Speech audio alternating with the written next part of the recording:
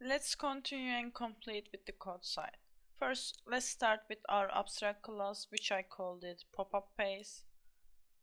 And each specific pop-up will derive from this and implement its own version. And pop-up class is a generic. The reason why I use generic class, sometimes we need to make some data exchange with the derived class. And all these things will make sense as we progress. Don't worry for that. And with that, T-data, which means it can handle various types of data and make it flexible for different pop-up content and making the pop-up system reusable for various data models. And in here, pop-up base should know which pop-up types using. I mean, this field stores the type of pop-up.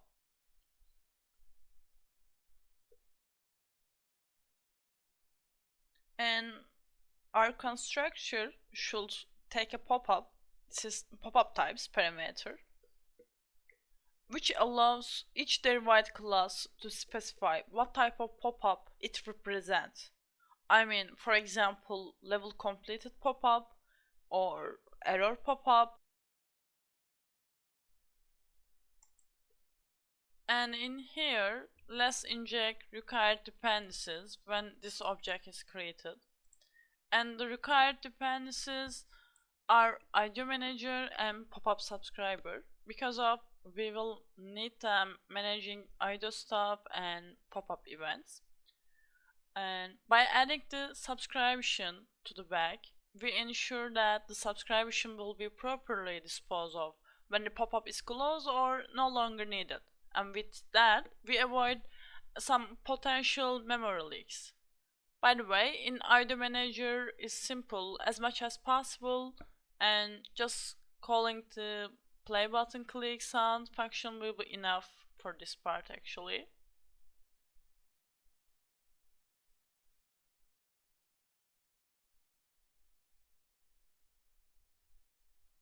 And now we'll just create new region to sum up here, and everything will be clear as much as possible.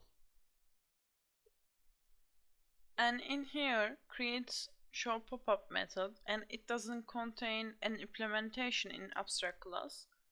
And then each class that inherits from pop-up base must provide their own specific implementation for this method. And in here, for button click stuff, obviously we have some buttons on the pop-up and need to decide what should do when user click the button. And the reason why this method is placed in here is avoiding the code duplication, and on the other hand, all the pop-ups will likely handle buttons in a similar way. However, each derived class can pass its own specific action.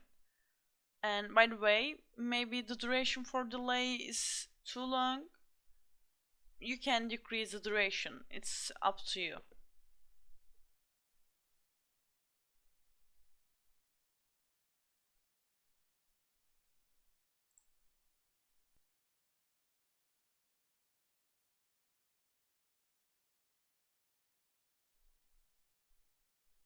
The setData and getData functions work together to manage the internal data, which is tData, of this pop-up. SetData stores the pass in data into the data as a field, while getData retrieves it. Both methods are marked as virtual and allowing derived classes to override and customize how data is set or retrieved if it's needed. And thanks to the can be null attribute, both methods can handle null values. If no data is passed to setData, it defaults to null, and getData can return null if no data was previously set. This provides flexibility and ensures proper handling of optional data.